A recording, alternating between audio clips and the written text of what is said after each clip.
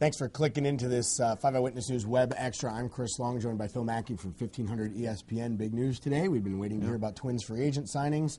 We finally have one as Jim Thome is back on board. I think we both agree this is a good thing. Yeah, Thome actually visited with the Texas Rangers and praised that organization. And we don't know what the Rangers offered yet, but the Twins signed him for $3 million.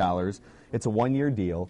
And it sounds like there's some incentives built in based on plate appearances, which, like last year, Thome was brought in as a part-time, off-the-bench / designated hitter, but he wasn't guaranteed the 350 or 380 plate appearances he had because Morneau went down, obviously, on July 7th. So if you're Thome and you're looking for a little bit more coin, he gets that. They double his salary.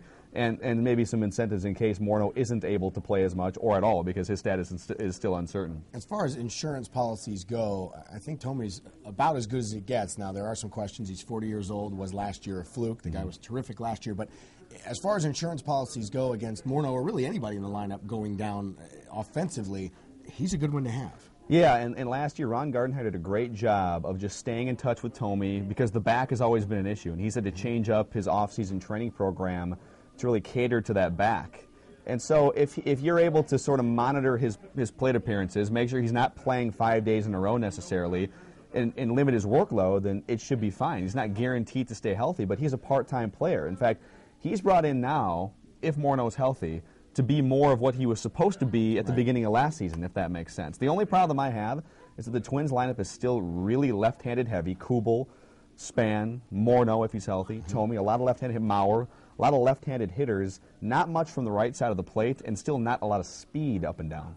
One more thing about Thome, it's not just what he does at the plate. I think his hitting a home run off the flagpole was one of the offensive highlights of last season. Yeah, but you and I have both also seen how important he is in the clubhouse. With what is still a fairly young team, he is just a rock in that clubhouse. Yeah, Danny Valencia came up mid-season and was a Rookie of the Year candidate, played lights out, hit over 315. I can't remember what his exact batting average was, but he attributed a lot of his success at the major league level as a guy coming in for the first time to Jim Thome. Thome taught him a lot of things behind the scenes, and Thome is what you see in interviews and what you read in the quotes. Jim Thome is one of the nicest guys you'll ever come across in a professional locker room or clubhouse. And then you talk about Thome. He was the big one of the two big offseason free agent pieces of the puzzle. Carl Pavano is the other. We're still waiting to hear what's going on with him. Yeah, it's been 8 days now since reports came out that a deal was close. Actually, I reported on 1500ESPN.com talking to some baseball sources that one side says that there was progress being made. Another source said that progress might not be the right word.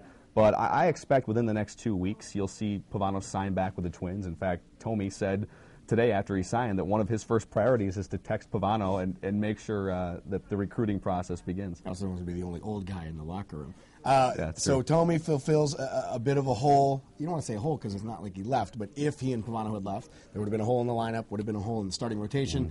Still the bullpen to wonder about, and from what I've heard, there's not much action yet so far on that front. No, what the plan right now is the Twins have gone out, they signed a lot of minor league contracts with relief pitchers. They're still kicking the tires on some bargain bin options at this point, but you lose Guerrier, you lose Crane, Fuentes is still out there as a free agent, but you lost him for the time being. John Roush is out there, so your only real surefire options are Matt Capps as your closer and left-hander Jose Mijares. You're not guaranteed anything from Joe Nathan coming off Tommy John surgery. Pat Neshek, you're hoping that 2 years removed from surgery he can be better.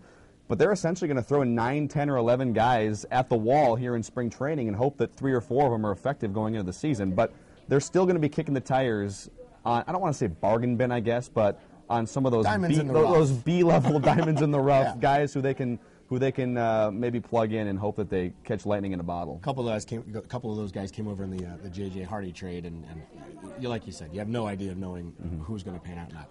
He's Phil Mackey from 1500 ESPN. I'm Chris Long from 5 Eyewitness News. He's much better dressed than I am today, too. Just today. That's not outclassing me. Usually he's got me. You can hear him on the radio, see me on TV, and we'll be back here periodically for Web Extras. And thanks for clicking in.